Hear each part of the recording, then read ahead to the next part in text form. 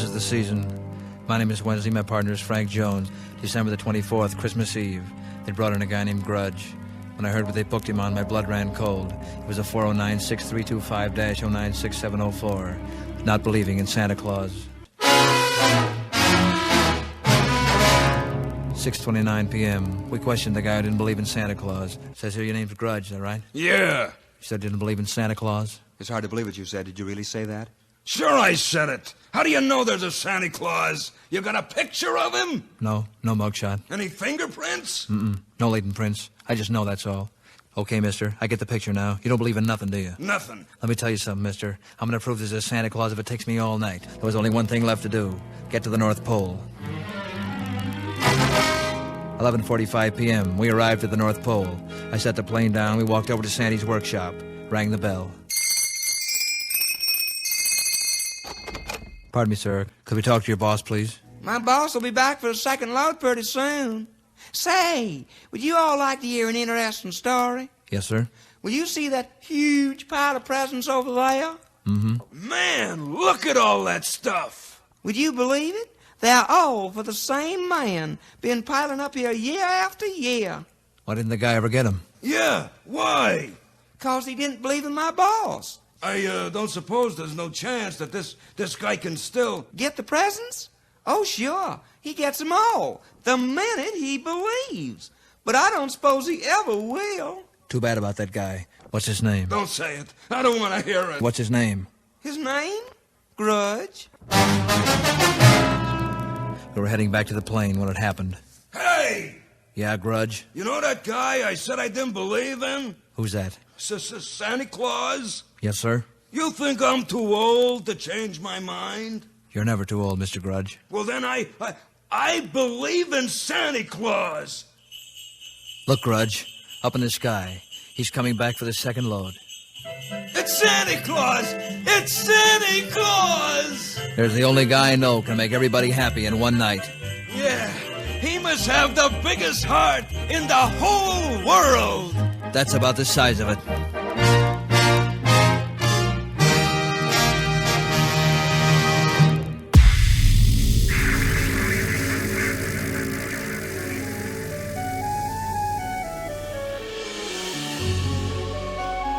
Welcome to Reimagined Radio, a program about radio storytelling. I'm Jack Armstrong. With each episode, we combine dialogue, sound effects, and music to engage your listening imagination. This episode is no different, and here to tell you about it is John Barber, producer and host. Thank you, Jack. Hello, everyone. Happy holidays. This is our third Radio Christmas sampler. You just heard Christmas Dragnet, a 1953 parody by Stan Freberg and Dawes Butler of the popular Dragnet television and radio program. Freberg and Butler first collaborated on St. George and the Dragnet, a short comedy record album released in September 1953. It quickly sold over 1 million copies. The first comedy record ever to do so. Freberg was a radio and television comedian who satirized and parodied popular songs. Dawes was the voice of Yogi Bear, Huckleberry Hound, Quick Draw McGraw, and many other cartoon characters. Christmas Dragnet, recorded in November 1953, again focused on Dragnet. Freberg voiced Joe Wednesday, a takeoff on the Detective Sergeant Joe Friday character played by Jack Webb. Dawes voiced Frank Jones, Grudge, and the Elf. In addition to Christmas Dragnet, this year's sampler includes 3 radio programs, each with distinctive openings. The first begins with a laugh, the second with a whistle, and the third with a gunshot. Our radio storytelling originates from KXRW-FM, Vancouver, Washington's community radio station. We thank them for their support. And we thank you for joining us as Reimagined Radio celebrates the holidays with our Radio Christmas Sampler Volume 3. Enjoy listening.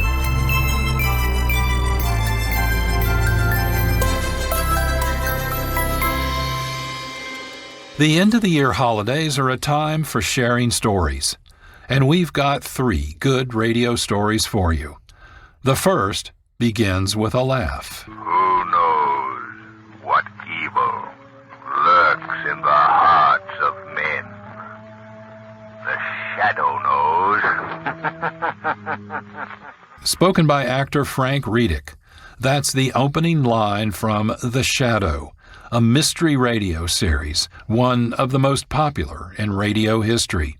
Reddick also provided The Shadow's diabolical laughter. The Shadow was heard on the Mutual Broadcasting System. 677 episodes from September 1937 to December 1954. The Shadow is the secret alter ego for Lamont Cranston, a young man of wealth who studied in the Orient where he learned hypnotic powers to cloud men's minds. Cranston puts his power to work thwarting criminals and protecting citizens. His secret identity and abilities are known only to Margot Lane, his companion. For our Christmas radio sampler, we've selected the Christmas Eve 1939 episode, the one where the Shadow stops the theft of a business and reunites a family. Let's listen to the Stockings Were Hung episode of The Shadow. Oh, look, Lamont, it's snowing. What do you think of that? I want to stop the corner and see my friend Spike. Spike? Yes, Spike Grover. He's a newsboy. I always find my papers for him. There's Spike on the corner. Busy little man, isn't he? I always give him $5 for Christmas. In spite of all you've said about organized charity, giving one isolated newsboy $5. But, Lamont, this is different. I should say it is different. It isn't even Spike. Paper, mister, paper. Yes, the young lady would like a paper to cover her new hat. If you can call that Christmas tree ornament a hat. Where's Spike Grover? Spike's got family trouble. He's a pal of mine, Spike is. Tells me everything. He knows I can keep a secret. Family trouble? Well, it's very confidential. You see, Spike and his sister Janie, you see, they haven't got any mother. They only got a father. And you see, Spike's grandfather owned the Grover importing business. And Spike's name is Grover. So Spike and his father should own the Grover importing business. And, well, it seems there's a fellow named Jordan worked for Spike's grandfather. As far as I can figure, this old miser named Jordan steals the whole business right out from under Spike's father's nose. So a couple of days ago, Jordan fired Spike's father from his own business, mind you. Ain't that awful? But where's Spike? And where's his father? Lady, if I knew that, I'd tell Spike. Well, where does he live? He lives in the old house down on South and 7th Street. What's your name, son? They call me Gabby. But, you know, I could never figure out why. No? Well, Gabby, here's a Christmas present for you. Oh, thanks. Gee, thanks, mister. Merry Christmas, Gabby. And the same to you, lady. Bye. Well, you go over to your club and pick up the Christmas basket, Margot. I think I'll go down and see Spike and family. I'll pick you up at the club, Margot. A cab? You want a cab, mister? You want a cab? Yes. Take me to South and 7th Street, please. South and 7th Street, yes, South and 7th. Thanks. Oh, by the way, I want to stop at a pet shop on the way. Do you know a good one nearby? Oh, yeah, I do know where there's one in the next block, that is. Well, that's where we're going, then. Oh, driver, are you busy tonight? Yeah, I gotta drive this cab. Ain't it awful, ain't it? That's what I mean. That's what I... Now you've got me doing it. Doing what? Hiring the cab for tonight. You mean it? Sure. Gee, Santa Claus. I didn't know you without them whiskers. That's a joke. It is a pet shop, mister. There it is. Well, that's fine. Thanks. What's your name? Louis. Well, come on, Louis. Let's buy a pup. Hey, the red one in the window? Sold, Louis, sold. Oh, that's a cute pup. That's a cute pup, all right. How much is the red setup up in the window? Oh, that's a very fine animal. $35. Fine. Wrap it up. I beg your pardon? Put it in a cardboard carton with some holes in it. We'll take it with us. Oh, very good, sir. Well, now, Louis, you'll take the pup in front, see? It's a surprise for a young lady we'll pick up later. She mustn't know about it. Yeah, sure. Say, but suppose it begins to bark or whine or something. Well, if she asks what it is, you just tell her a box of books. Hey, yeah, that's smart. But wait a minute. What kind of books am I going to say if it starts to bark? Oh, that's easy. You just call for Sneeze. Believe me, mister, if you didn't want this hack for the evening, I'd tell you it sounds a little screwy to me, I tell you. Hey, here's your dog, sir. Fine animal indeed. Louis, Sneeze. Huh? Sneeze. Oh. Gesundheit. Thanks. Great, Louis, great. Take the box of books now. We're off to South and 7th Street. Oh, I wanted so much to surprise Daddy.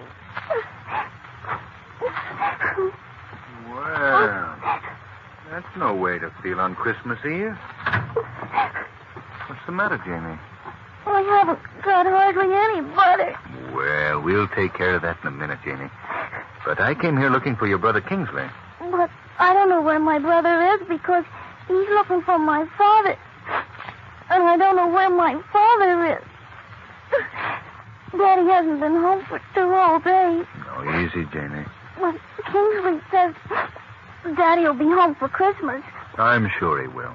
But now Kingsley's gone. I haven't any butter, and Mother always made such good Christmas cookies. Well, now look, Janie. I think this will give you all the butter you want and anything else you might need for your Christmas cookies. Oh, it's $5. You can't expect me to find your father and Kingsley if you don't have Christmas cookies ready for them when they come home. Will you really bring them home? I'll try, Janie. I'll try. Hey, is this where we picked the young lady up? Yes, Louie, and don't forget, that's a box of books you have in front and not a dog. And don't forget, if he barks, you sneeze. Okay. Well, there's Miss Lane now. Oh, Margot, been waiting long? Oh, no, Lamont. Oh, the gun sight. What's that package you have in front, driver? Oh, I got it. A box of books. I got a box of books. Oh. Well, I thought you'd never get here. The South and 7th Street, Louie. That's Spike's house, Margot. You wait here, Louie. Yeah, sure, boss. Sure. Margot, this is Spike's house. Let's go in and see Jenny, huh? Oh, good. I want to meet her. Lamont, look. Those 2 boys are fighting. And that smaller boy is Spike. It is? Hey, you youngsters. Let go of that tree. It's mine. Stop picking on him, you big bully. Oh, scram. Gee, Miss Lane, I found this tree. You did not. Come on, you young hoodlums. Hey, now, wait a minute. One at a time. I saw it in the gutter. Listen, young man. I suggest that you run along and let Spike have his tree. It isn't even a good Christmas tree. Oh, Spike, it's a beautiful tree. It hasn't got many needles, but gee, you gotta have a Christmas tree when you got a girl in the house. You're right, Kingsley. Kingsley, have you been talking to my sister? Yes? Nothing's happened to my dad yet, has it? Why, of course not. We know your dad's missing, so we just came down to help. Have you any idea where your father is, Spike? Oh, gee, he'll show up. Have you been to the place where he works? I mean, where he used to work. That old skinflint Mr. Jordan won't let him work there anymore. I see. Have you asked the police for help? I went there yesterday, and Mr. Jordan said he hadn't seen Dad, and when he did, he was going to have him thrown in jail. What? Yeah. Mr. Jordan said my dad did something to the books or something, and that he was a thief. My dad wouldn't do anything like that. I'm sure he wouldn't, Spike. Bet he wouldn't, especially because that business really belongs to him, and it's supposed to belong to me someday when I get big. If anybody's a thief, it's that old skinflint Mr. Jordan. Now, look, Spike. The first thing we've got to do is to find your father. Yeah. The best thing to do is to get the police to help us. Oh, but maybe they'll arrest him. But you and I both know that your dad didn't do anything wrong. Yeah, that's right. Maybe they can find him, huh? Maybe they can find him. Sure they can. You tell me what he looks like. Then you and Miss Lane go in the house, and I'll go to police headquarters. Hello, Mr. Cranston. Did you find out anything about Spike's old man at police headquarters? No, not yet. Miss Lane's still in the house? Yeah. She's there with Spike and his sister. Keep up the good work, Louie. I'm going in the house. Okay, boss, okay. Hello, everybody. Oh, Mom, hello, here. Gee, you were gone a long time, Mr. Cranston. The police find him? They'll get him soon, Spike. Don't be impatient now. No, I won't be impatient. Look at Janie. We'll find him in time for Christmas. Have you any suggestions, Spike? Only one, Mr. Cranston. What's that? Well, it sounds kind of silly, maybe even to try it, but you see, Dad and me, Dad and I, well, we always used to walk up the avenue on Christmas Eve. Well, anyway, we'd look in the store windows and we'd see what we'd buy for ourselves and Janie and Mother when she was alive. If we had all the money we wanted. I thought I'd walk up the avenue tonight and... Well, I guess it sounds kind of silly, but I would like to. That's a wonderful idea, Kingsley. And Margot. Yes, Lamont. Why don't you go along and take a pencil and paper and write down all the things Spike would like for himself and his sister? We never did that. No? Well, just think what fun you'd have. Talking it over with Janie afterwards if you had a list. Gee, that's right. Let's go. Oh, and you know, we might even run into Dad. Why, sure you might. Aren't you coming with us, Mr. Cranston? Well, yes, of course.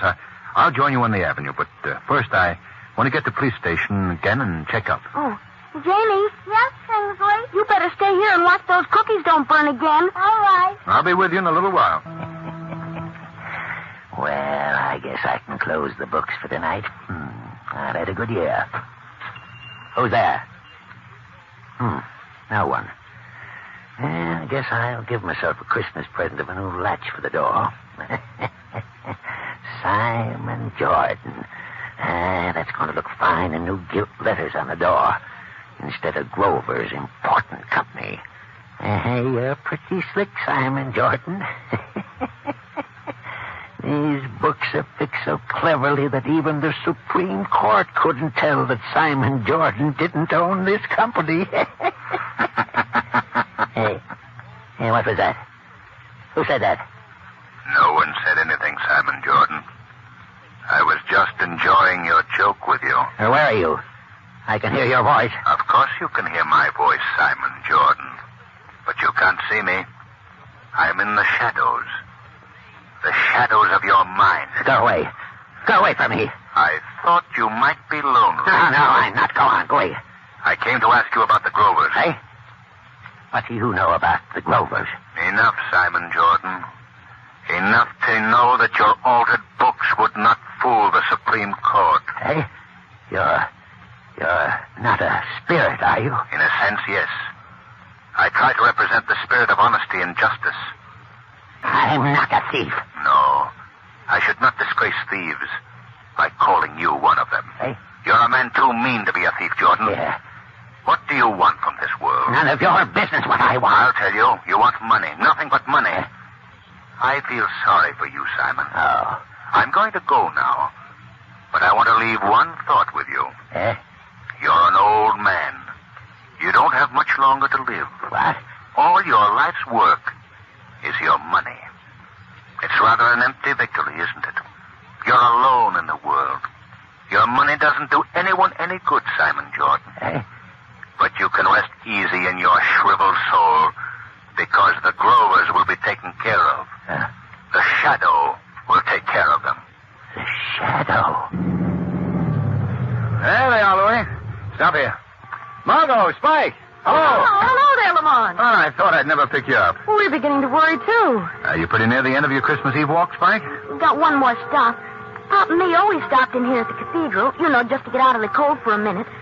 You don't have to be afraid. They'll let you in. If you take us, they will, Spike. Up these steps. Here, in here. Why, this door is heavy. We can stand back here and listen. All right, Spike. Look, Lamont, that poor man over in the corner. Yes. Mr. Cranston, it's my dad. What? It's my dad. Daddy. Dad, speak to me. Excuse me. He won't speak to me. Mr. Grover. Mr. Grover, this is your son. Don't you know him? Dad. I can't remember. Margot, this man has been hurt. Let's get him outside, Lamont. Do you remember your name, sir? Gee, there's something wrong with him. My name? You must try to remember. Truck. Skidding. Hit me. Oh. Why did you come to the cathedral tonight? It's Christmas Eve. Always come here. Emily, Miss Lane leave some packages with you? Did she leave some packages? Did she leave some? She dumped them in the back of the hack and went to the kids. He, Spike, was talking all the way down about you found his old man. Is that the kid's old man with you? Yes, he's in pretty good shape now. Oh, gee, that's the nuts. That certainly is. Now, Louis, don't forget to bring in those packages when I call you. All right, now, Mr. Grover. Just lean on me. All right. You go first. Merry Christmas, children. Daddy! Oh! How is the lady of the house? Oh, just wonderful now you're here. Oh, Daddy. And I make Christmas cookies, too. Fine, fine. And how about you, young man? How have you been behaving? I've been getting along all right. Mr. Jordan, what are you doing here? I came to speak on a matter of business. I don't believe this is the occasion for a business discussion. Oh, I think it is, Mr. Grover. In going over the books tonight, I found that a great and terrible mistake has been made. Huh? The Grover Importing Company has been making more money than I thought, and over half of it is rightfully yours as partner in the company. Partner? Yes, part owner. And I hope you'll find it within your heart to forget any misunderstandings we may have had, and that you'll take over the responsibilities of partnership immediately. Yes, that's all I've got to say. Good night, and Merry Christmas to you all. Oh, how can such an awful old man say such beautiful things? Well, we haven't time to talk about whether he's awful or not. We have things to do. Louie! Oh, you don't have to yell. You don't have to yell. I'm right here. I got all the stuff right with me. Good. Bring it right in. Look, presents. Are they for us? Quiet, Janie. Of course they're not. But they are, Kingsley. Oh, don't kid me, Mr. Cranston. You're not getting funny. I don't know how I can ever repay you for what you, Miss Lane, and Mr. Cranston have done tonight. We have been more than repaid, I assure you. Louis, don't bring that in here. I didn't tell you I wanted you to bring that in. It was my own idea, and I'm not even going to have to sneeze. Oh, I dropped. Oh, Lamont, you're a darling. Did you get that puppy? Well, yes. Gee, is that for us, too? Why, oh, of course, Spike. Mr. Cranston got that for you as a surprise. Margot, hear ye. It's about time for all three of you, and that means you too, Mr. Grover, to sit down and open some packages. We've got to go. You ready, Margot? Where's Louis? He went outside. Merry Christmas to you all, and to you all, good night. Merry Christmas. Merry. Well, Margot, earlier tonight, we disagreed on our interpretation of charity. Silly, wasn't it? I know what you mean, Lamont. There should never be a thing called charity. There should never have been the necessity to create the word. In this short span we call our lives, if each man would only realize that every other man has dreams and hopes, this world wouldn't be a topsy-turvy place. Then peace on earth would be a fact. Goodwill would be for every man. Is that you, Louis? Yeah, Mr. Cranston. Have you got a cold? A box of books. Box of books? But you brought that inside. Yeah, but this is another one. Another one? Yeah, another one. It's for you, Miss Lane. Do you mean it's another puppy? Yeah, it's my own idea. You see, when I went by the pet shop, and the other pup's brother was in the window, so I went in and I pet him on the head. You know what he done, Mr. Cranston? No. He bit my finger. Oh, he's a cod. So I had to go and get him for Miss Lane. And I charged him to you, I did.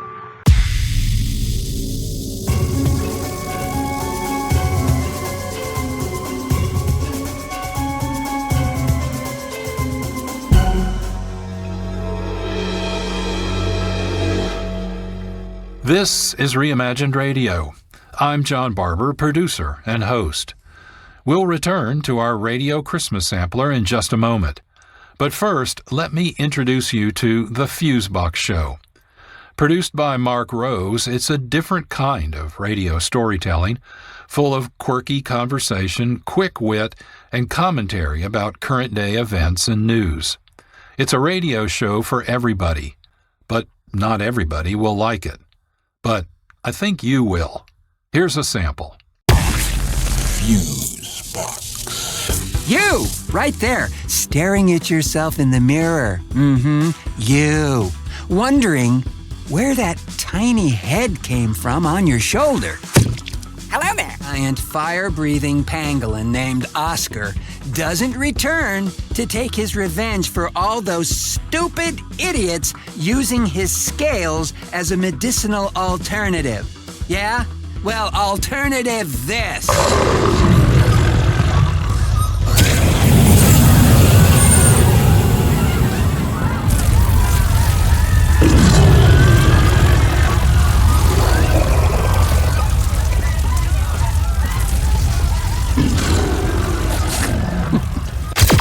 Catch Fusebox the first Wednesday of the month at 12:30 p.m. here on KXRW 99.9. Learn more and subscribe to the podcast at the Fusebox Show website, thefuseboxshow.com.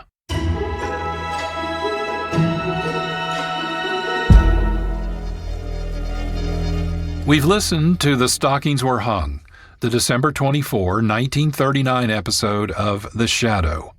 Bill Johnston voiced the Shadow and Lamont Cranston. Marjorie Anderson was Margot Lane. The Shadow began with a laugh.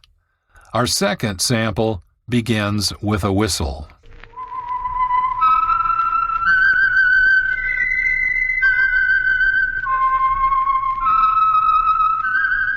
The Whistler was heard May 1942 to September 1955. primarily on the 8-station CBS Radio Pacific Coast Network. So, more than half the country could not listen to episodes. But seemingly everyone knew the famous whistle. Each of the 770 episodes of this radio mystery series begins with a haunting 13-note whistle performed by professional whistler Dorothy Roberts. It's one of the most memorable melodies of Golden Age radio. When the whistler speaks, he promises a good story. I am the whistler, and I know many things, for I walk by night. I know many strange tales, hidden in the hearts of men and women who have stepped into the shadows. As listeners, we're hooked, eager for more, and the whistler delivers. In this episode, he's the narrator, standing outside the action, speaking as the conscience of a nightclub singer trying to escape a murder in which she had no part. Listen and enjoy as we sample Christmas Gift, the Christmas Eve 1951 episode of The Whistler. Christmas was only a few hours away, and Mary Winston couldn't help but marvel that its spirit could reach down and touch a cheap nightclub like Pete's Cantina on the outskirts of Panama City.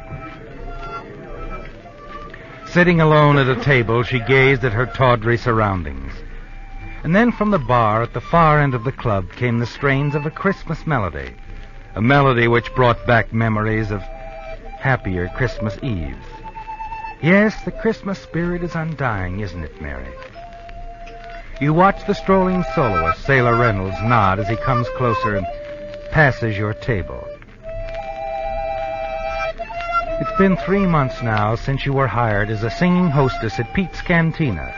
3 months that you've been billed as Candy Porter with no one, not even the proprietor, knowing your real identity, Mary Winston. At long last, as Candy Porter, you seem to be safely away from your past. You turn and see the tall, heavy-set American approach, and suddenly you become tense. After a year of running away, you've learned to spot his kind in a moment, haven't you, Mary? You're certain he's a detective, and now you have to fight to remain calm as he approaches. Sure you don't mind, Miss Porter? Of course not. Thanks. Cigarette, Mr. Fontaine? No, thanks. You don't mind if I do? Oh, no, of course not. You know, this is very unusual for me, spending the Christmas season so far away from home. Mm-hmm. How come? Business. Important business. Couldn't it wait? No. This business means a lot to the people I work for. Here's hoping you find whatever you came here for. Oh, I've already found what I came for. You see, I came for you, Mary Winston. It's ironic, isn't it, Mary? A sorry Christmas gift after all the months of hiding, running from one town and then another, using a different name in each place, but never your own. And now this detective sitting across from you has called you by your real name, Mary Winston. And you can't run, can you, Mary? Facing Fontaine, you decide there's only one move you can make. That you've only one card left. But if you play it wisely, carefully, it might prove to be an ace. You know, it's strange you're mentioning Mary Winston. A lot of other people have mistaken me for Mary Winston. We could have passed for twin sisters. She was my best friend. You see, Mr. Fontaine, Mary Winston was just a good kid who got a bad break. She was in love with a swell guy, but scared to death of a hoodlum. It's an unusual story, Mr. Fontaine. It was an unusual story, wasn't it, Mary? It began a year ago at a Christmas party given by your employers, the Southwestern Manufacturing Company, in the pink room of the swank Wilchester Hotel. And you were the hit of the evening. You sang 3 songs and went over big. Your friends from the office hadn't known of your talent, but they all agreed you were fine, and when the party was over, you were feeling good. So good you decided to drop into the hotel cocktail lounge. Scotch and soda. Make mine the same, Bill. Gotcha. I heard you sing tonight. You were terrific. Thanks. My name's Joe Collins. I see you've never heard of me. Should I? Oh, now I get it. You're a professional talent scout and want to get me into the movies. Nope. I'm a gambler. Disapproved? Why? Live and let live's my motto, and that's exactly what I'm going to do right now. What? Live my life and let you live yours. Good night, Mr. Collins. Just think I can tell the girls at the office tomorrow I met a real live gambler. Wait a minute. You've heard of Domingos out on Sunset, haven't you? A lot of big people go out there, people that count. Some who could push you right to the top with that voice of yours. Mr. Collins, this is the oldest line I ever heard. It's not a line, but skip it. Go on home, listen to the radio, eat candy. You can have a terrific time. If you go to Domingos with me, you can't tell what might happen. You might have to meet a couple of show producers, maybe even sing. So play it safe. Go on home. Maybe dull, but you'll always get to work on time. Wait a minute. Yeah? Could we be back early? We'll leave any time you say. Well, what are we waiting for? Well, now you're making sense. I'll call a cab. Well, never mind. I have a car. It's parked right around the corner. Joe Collins used just the right approach, didn't he, Mary? Joe treated you with perfect courtesy. Introduced you to several people, including the producer of the floor show. You even sang a number which was well received. Later, you watched the gambling for a while and then proceeded to the Silver Room to enjoy the second floor show. Afterwards, you had supper in the main dining room and watched the guests dancing. Joe. Then suddenly, you've had enough. Joe, do you mind if we leave now? I said we'd leave any time you said. What hit you, the music? I guess that's it. Another guy? Another guy. My fiancé, Dr. Frank Wilson. He's in Korea. Marines? No, Army doctor. Oh, that's too bad. We could have had a lot of fun. Well, shall we go? Please. Hop in, unless you want me to drive. No, I'll drive. Good. We'll probably be safer that way. As you drove toward your little apartment on Clinton Avenue, you were glad your reckless little adventure was nearing its end. Everything had been fine so far, but you couldn't throw off a feeling of uneasiness. For a few miles, Joe said little, and then he seemed preoccupied, and you were relieved when he finally broke his strange silence. Say, Mary, would you mind stopping for a minute at that drive-in? All of a sudden, I got an awful headache. Maybe I can get some aspirin there, huh? I doubt it, but we'll give it a try. You can keep the motor running while I'm gone, huh? I'll only be gone a few seconds. Okay. What? Joe! Get going. Joe, you shot him! I said get going fast. There's a gun in your ribs, baby. You just saw what happened to one guy that crossed me. After you dropped Joe and reached your apartment, you were so weak you could hardly stand. You literally fell into bed. You tried to sleep, but sleep was impossible. Early the following morning, you heard the newsboys shoving the morning paper under your apartment door. You hurried across the room and looked at the front page. The headlines and stories sickened you. Drive-in manager shot in attempted hold-up. Dies. Unidentified man and woman seen fleeing from scene of crime in dark green 49 model sedan. Pedestrian believes he can identify car. There it was, Mary. Your situation looked hopeless, didn't it? Only one avenue seemed open to you. You had to leave town and disappear. You dressed hurriedly, packed a few belongings, withdrew your savings from the bank, and by noon were on an eastbound plane for New York. You decided to take advantage of your voice and become a professional entertainer. After a shaky start, you became a featured performer under the name of Doris Trent. As the weeks went by, your work improved. You became sure of yourself. And one night you noticed Vern Shields, famous musical comedy producer, in the audience. His presence seemed to inspire you, and you went over better than ever. Afterwards, in your dressing room, you wondered what he thought of your voice. You were certain that your visitor was Vern Shields. Weren't you, Mary? Come in. Oh. Well, long time no see, Miss Trent. Doris Trent, it says on the program. Joe. I'm surprised you recognized me. I thought you'd forgotten me. All right, Joe, you found me. Now, what's on your mind? You double-crossed me, baby. Well, you're crazy. That's why I left town, so I wouldn't even have to talk to anybody. You wrote the police, though, didn't you? Oh, you're wrong, Joe. I didn't write to anybody. It had to be you. It couldn't have been anybody else. 2 days after you left, they picked me up for questioning. But it wasn't me. I've kept my word with you, Joe. Yeah? Well, there's one way you can convince me. How? Marry me. Tonight. Marry you? Mm-hmm. That way I'll be sure of you. Wives can't testify against their husbands. Besides, I'll know what you're doing all the time. Look, Joe, I got to do my show. Let's talk this over in the morning. Tonight. We can run up to Connecticut. But go ahead and do your show. Only if you've got any ideas about calling the cops, don't forget you drove the getaway car.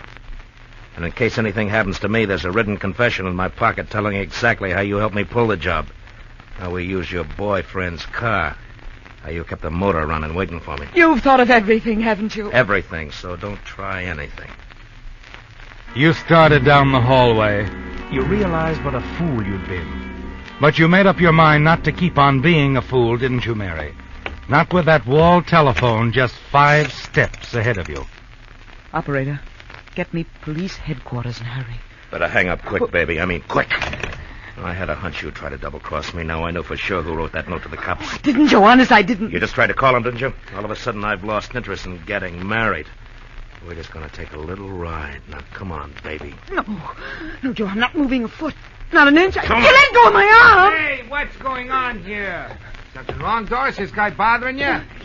Yes, he is. He wants to date me. Tell him to leave, will you, Reddy? You heard what the lady said, Bob? Start traveling. Okay, Pop, anything you say. I'll see the lady later. I'll be parked right across the street, Miss Trent. You should have let me call the cops. I would have, if he hadn't had you covered with a gun. Oh, I see. Gee, thanks, kid. I guess you saved my life. Skip it. Look, Eddie, I gotta get out of town, and fast. After what you just did for me, getting you out of town is a cinch. Grab some clothes while I phone my wife I'm bringing you home. We'll go out the rear entrance. My car's on a lot next door. Tomorrow I'll call a friend of mine in Denver. He'll put you to work right away. You better change your name, though. That'll be easy. I'm getting used to it. So, Mr. Fontaine, that's where I met Mary Winston. In Denver at the Hi-Hat Club, billed as Gladys James. She was there for quite a while, room with me. Then she left just like that one night, when a waiter told her some guy wanted to interview her for a magazine. She figured it was Joe Collins again.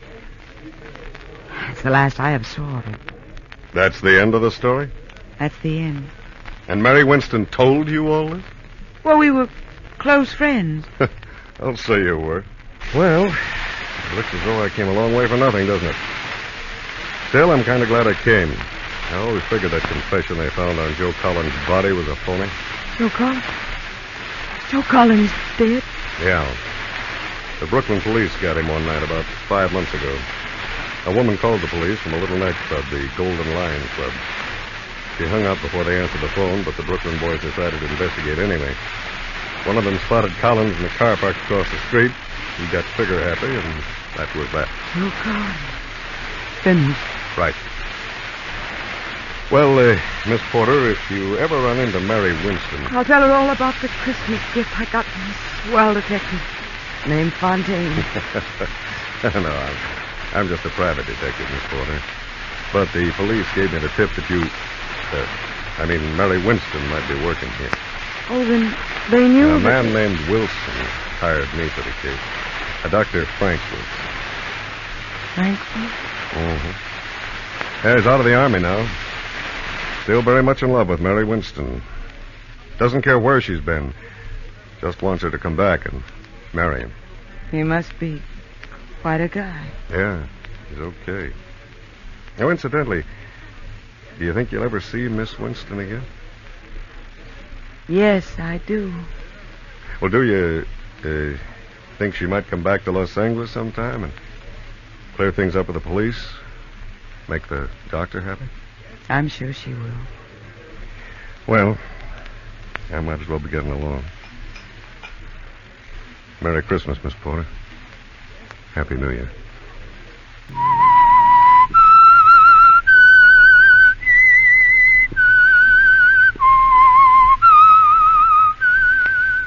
That was Christmas Gift, the December 24, 1951 episode of The Whistler.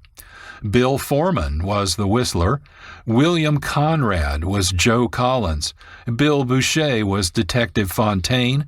And Betty Lou Gearson was Mary Winston. This is Reimagined Radio. I'm John Barber, producer and host. With each episode, we explore radio storytelling using voice, sound effects, and music. Here are some examples.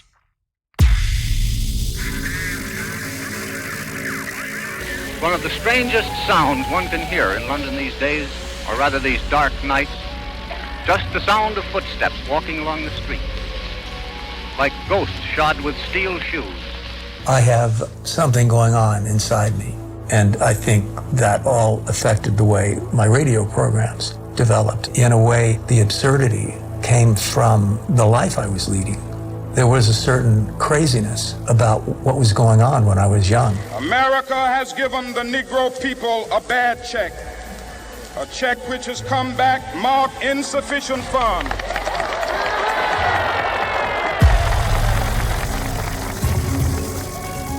Reimagined Radio. Nothing to see, everything to hear. Heard the third Monday of every month at 1 p.m. Sundays at 6 p.m. on KXRW 99.9 FM. More information and listening opportunities are available at our website, reimaginedradio.net. Reimagined Radio is also available as podcasts. Subscribe, listen, like, and review wherever you get your podcasts or from our website.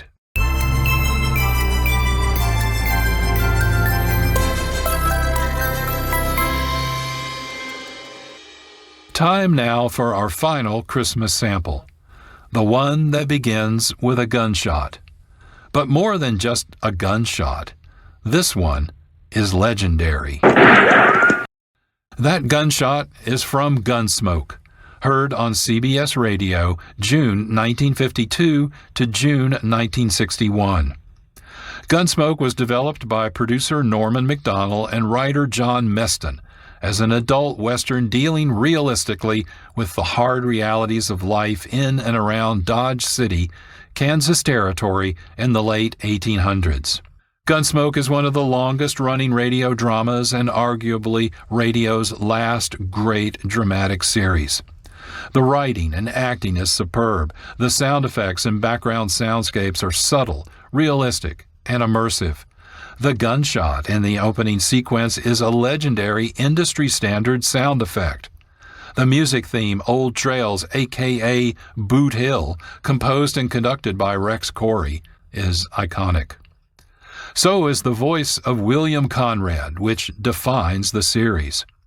Conrad voiced thousands of other radio characters in his career, including that of Joe Collins, the criminal, in the episode of The Whistler heard earlier. Here, Conrad voices Matt Dillon, U.S. Marshal in Dodge City. He's as hard as worn saddle leather, a loner, isolated. But it's Christmas, and Marshal Dillon has a chance to appreciate his friendships and connections in Dodge City. Let's listen to Christmas Story, the December 20, 1952 episode of Gunsmoke. Hi. How are you? You lost? No. My horse busted his leg away back. I'm on my way to Dodge. Oh, it's your house, huh? I saw it. Yeah. On your way to Dodge, huh? Yeah, that's right. That's saying this beast won't drop dead from the shock, but do you want to climb on behind? Save you a piece of boot leather for a while, anyway. Okay, thanks.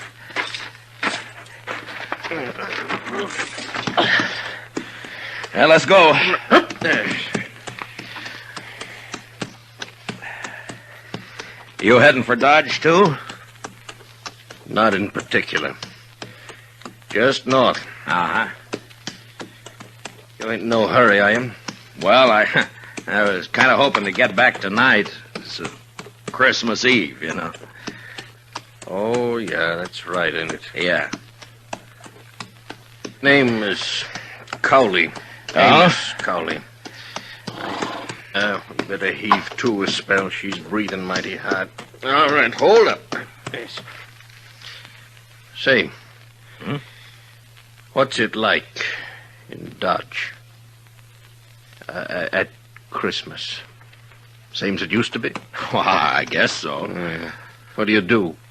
Well, same as most people, I guess. What most people do at Christmas. Well, that ain't saying a lot. What are the folks like? And what does it look like? I just kind of like to know. Well, I don't know. Well, there's Front Street. That's most of Dodge right now. Of course, it's getting bigger all the time. Do you have any kids? No, I'm not married. Kids have fun Christmas. Yeah, they do. That's certain. In Dodge, they sometimes have a party for the kids a couple of days before Christmas. Kids like that. And then everybody gets feeling good, looking forward to Christmas Eve. Like last year.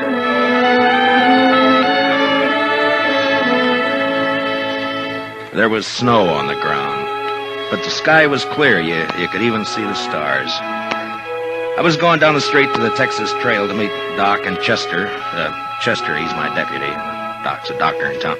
We had some work to do later on in the evening. You could see the light shining behind the curtained windows, and almost everybody had a sprig of holly berries hanging up. They got some from the east a couple of days earlier. You know, it's a funny thing about those words, Merry Christmas. Men say it to each other, and, well, it makes them feel kind of good. I know what you mean. Used to be a seafaring man myself. When you're on the sea and it comes Christmas, things like that can count a lot. Yeah. Well, we might as well get underway again, huh? Sure.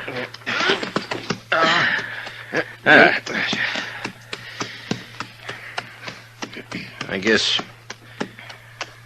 you'll miss it in Dodge tonight. I mean, won't you? Go on, tell me some more. Oh, about Dodge? Yeah. Well, they got a little pine tree in the Texas Trail. Tree? Yeah, come down a long way from the north. Kitty Russell, she's a hostess in the Texas Trail. Well, she got a lot of ribbon and gewgaws and made it look real nice. That was last Christmas. A star at the top? A star? Yeah. Yeah, I think so. It looked like a star, I guess. It sure looked pretty. And there was, a difference in the place that day. Everybody was celebrating and feeling real good. The doors would swing open and somebody would come in and, you know, maybe somebody you just knew to nod at, but because it was Christmas Eve, he'd come right up and say, hello.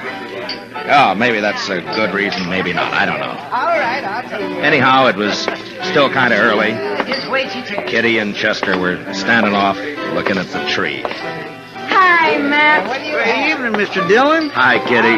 Chester. How do you like it, Matt?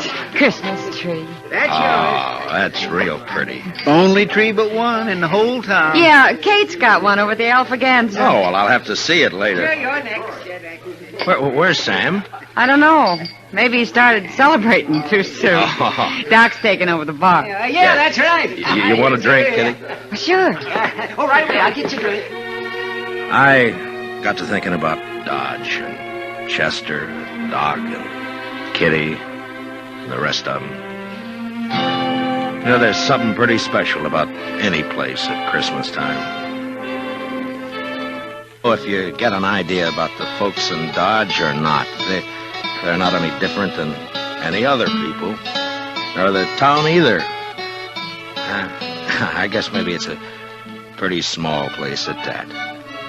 The depot, the hall, a few stores, a church, Doc's office, a Texas Trail, Alphaganza, my office. Well, not much, but it's where you live, you know? Sounds all right. We rode on, and I thought about last year, about Kitty, Doc, and Chester and me going over to Doc's place after Doc got tired at tending bar at the Texas Trail. It was about 1:45, and we stood around and sang Christmas carols. And I remember how it sounded that night, how it looked.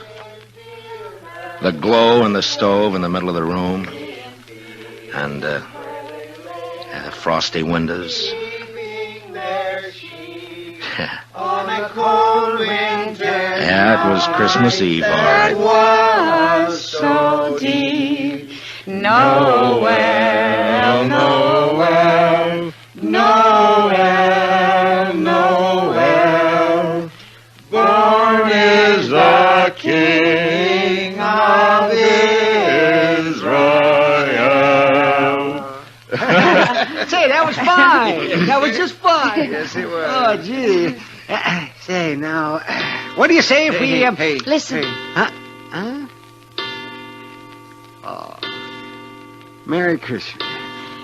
Merry Christmas. Merry Christmas. Merry Christmas. You know, I feel sentimental. That's exactly what I feel. I feel sentimental. I know what you mean, Doc. I surely know. Okay, Doc. Bring him out.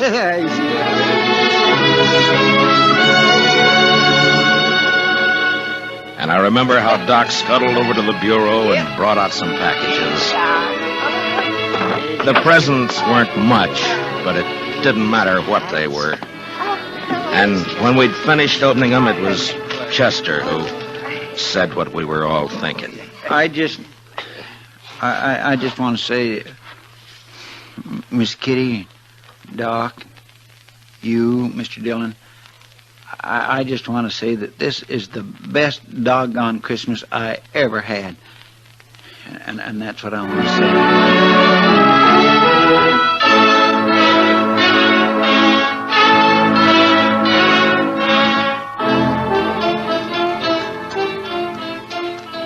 Say, Marshal.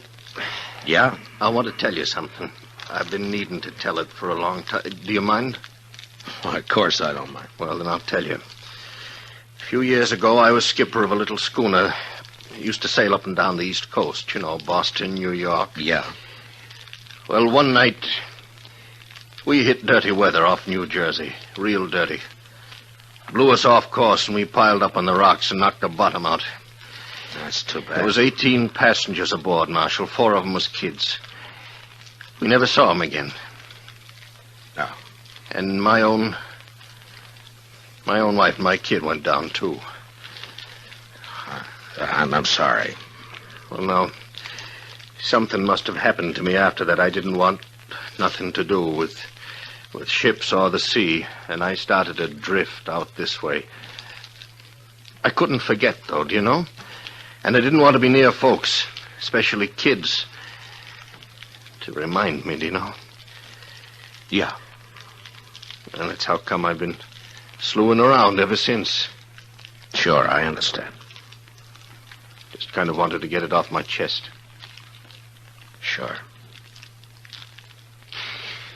Marshal, I'd like to ride into Dodge with you tomorrow. You think I might meet some of them folks you was telling about? Oh, I don't see why not. That'd be all right. Maybe I wouldn't need to drift no more. Maybe I could drop anchor, do you know? Yeah, you might at that. Yes. Well, Merry Christmas, Marshal. Merry Christmas, Mr. Cowley. That was the Christmas Story episode of Gunsmoke, December 20, 1952. William Conrad was Marshal Matt Dillon. It's unknown who voiced the part of Amos Cowley. Parley Bear was Chester Wesley Proudfoot. Howard McNeil was Doc Charles Adams. Georgia Ellis was Kitty Russell. Directed by Norman MacDonald. Written by Anthony Ellis, who frequently contributed to Gunsmoke and was married to Georgia Ellis, who voiced Kitty.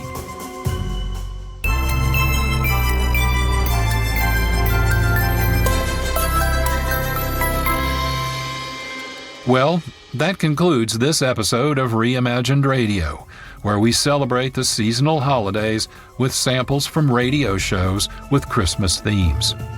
We archive episodes of Reimagined Radio as podcasts at our website, reimaginedradio.net. You can listen or subscribe there. Podcasts are also available at the major distribution platforms. This episode of Reimagined Radio was written by John Barber. Sound design, music composition, and post-production by Marc Rose. Graphic design by Holly Slocum. Our announcer is Jack Armstrong. We produce Reimagined Radio with support from KXRW-FM, Vancouver, Washington, and KXRY-FM, Portland, Oregon.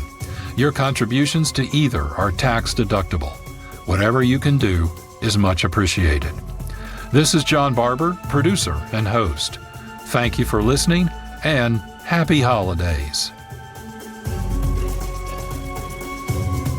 This has been a production of Reimagined Radio. Our radio broadcasts are heard on local, regional, and international community radio stations. For on-demand streaming, point your browsers to our website, Reimagined Radio. That's all one word, no punctuation, .net. Thank you so much for listening, and please join us again for another episode of Reimagined Radio, where we'll continue our exploration of radio storytelling.